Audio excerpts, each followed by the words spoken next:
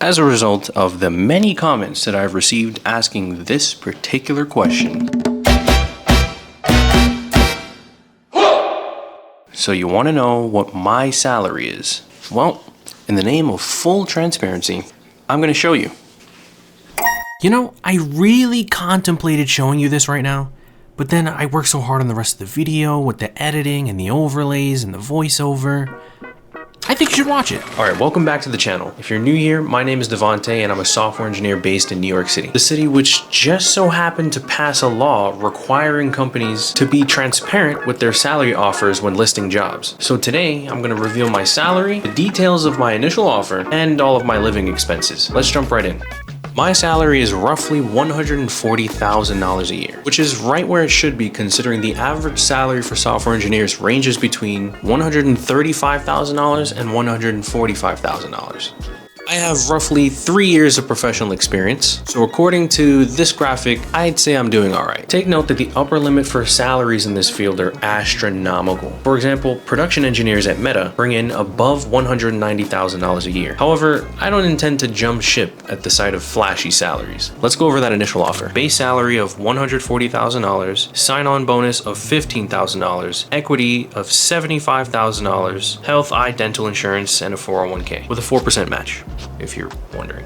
Luckily for me, I happen to have leverage, an offer from another company. Base salary of $135,000, a yearly performance bonus, which varies based on performance, equity of $200,000, health, eye, dental insurance, and a 401k with a 4% match. So after a bit of negotiating and assessment of both companies' potential stock performance, my final offer looked like this. Base salary of $140,000, sign-on bonus of $30,000, equity of $100k, health, eye, dental insurance with a 401k. Needless to say, if you look at the value of both companies now, I think I made the right choice.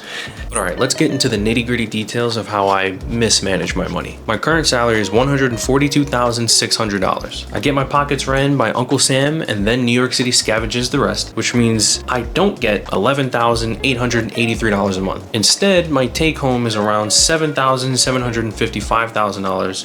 So this is what I'm working with. I share a 2-bedroom apartment in Brooklyn with a roommate, so I only pay roughly 45% of the rent and 50% of all of the utilities. If you're wondering why my roommate pays more, just look at this. Look at this, look at this. Buddy has 2 sinks.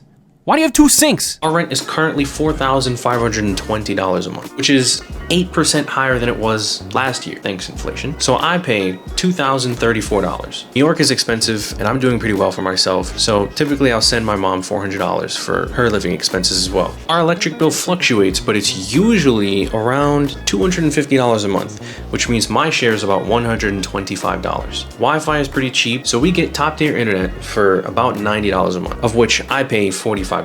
If you found me through my first 2 videos, then you know I drive a Tesla, which ain't exactly cheap to insure. I have USAA, so it's cheaper than it would normally be for someone at my age driving in New York City. I pay roughly $200 a month. It was $552 a month, but I decided to make a 200 IQ move and remove the part of my insurance that insures my vehicle. However, the joke is actually on me because after the events of such and such date that I'll put right here, it turns out it costs nearly $10,000 to replace a mere fender on a Tesla. You believe that? Lucky for me, I wasn't at fault, so the other guy's paying. The other expense is the car loan itself, on which I owe more than the car is even worth anymore. Thanks for that one, Elon. Currently, that runs me about $687 a month.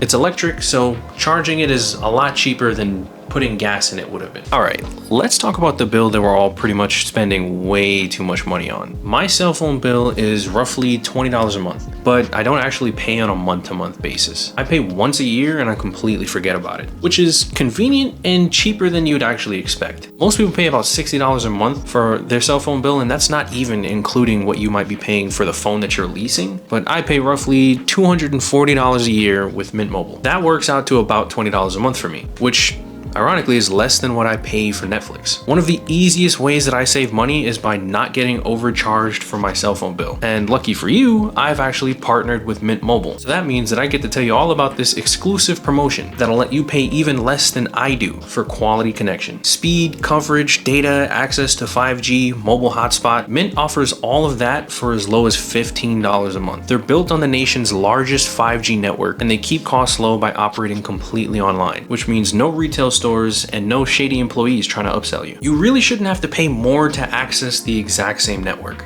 Go to trymintmobile.com/doseofdevi, also linked in the description below, to get premium wireless for $15 a month. Keep in mind, I wouldn't promote this if I didn't actually swear by it. In fact, I've been using Mint myself for years, and I've been actively trying to convince all of my friends to switch over to Mint because it doesn't make sense to pay an arm and a leg for essentially the same service. And if you're worried about connectivity, I literally took this service with me to Jamaica and managed to stay connected. So I don't think that's ever going to be a problem. Switching to Mint only takes 15 minutes, and if you're rocking a modern phone like this one, then you don't even need to wait for a SIM card in the mail. You can just activate an eSIM and start paying less now. If you sign up before January 1st, you'll receive an additional 3 months free if you purchase a 3-month plan using my link. Just a heads up though, this is an exclusive offer, and so you're not going to find this deal anywhere else, not even on Mint's website. You're gonna have to use my link down below to get it. Like most of my generation, I don't really believe in cable. In my opinion, it's kind of a scam to pay for entertainment and still get ads. So I subscribe to streaming services. Though at this point,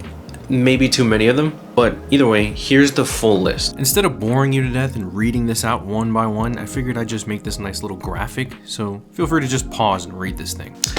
Let's talk about food. I spend more money on food than literally anything else, mostly because I don't like wasting my time on cooking subpar meals. I just don't bother with it anymore because the only things I know how to cook very well are the same things that'll give me type 2 diabetes. First world problems require first world solutions. So I went out and I found a food service that would cook for me and deliver that same cooked food to my door. And for the days that this service doesn't cover, I usually just order something on Uber Eats. Both of these options cost money, but personally, the time that I save is way more valuable to me. So here's what I spend on those two things every month on average. Which just leaves fitness. My building is a gym, which I used to use pretty often, but it's a pretty small space, so unless you're going at about 2 a.m., you're gonna be cramped in there like a can of sardines with every other resident in this building. I also got really bored of lifting weights over and over again, so I decided to take the money that I've made using my brain to enroll in a boxing class where my opponent's goal is to turn off said brain as quickly and as painfully as humanly possible. All things considered though, I do find this way more fun and stimulating than lifting weights in the middle of the night trying not to wake up my neighbors. I mean, all things considered, even though I've only been doing this for a couple months, I'm not that bad at it. But that doesn't mean I don't get punched in the face. These classes run me about $200 a month, and the trainers appear to be seasoned Russians, which tells me I'm probably getting my money's worth. So, taking all of that into consideration, once we crunch the numbers, it looks like my monthly expenditure is around $4,260. Subtract that from my income, and I'm left with about $3,495, which is way more disposable income than the average household. So I'll admit, I'm incredibly fortunate to be where I am right now. However, I'm still pretty young, so I'm not too keen on pinching pennies just yet. So $1,000 of that leftover money typically goes into my savings account, and the rest is for spontaneous anarchy. Times I'll rent a bus and take all of my friends paintballing. Other times, I'll book a last-minute trip to Japan, just to say I visited Japan. Making this much money at this age is kinda rare, and most people don't really get to enjoy their money until they're much older than I am. And by then, they typically don't even have the energy or have too much responsibility to even enjoy it in the way that they would want to. For me, I don't really have any of that. I just have my friends and a very long bucket list. If you like my content, I'd really appreciate if you hit that like and subscribe button, and also feel free to leave a comment on what kind of content you'd like to see me make next. I'm all ears. Until next time.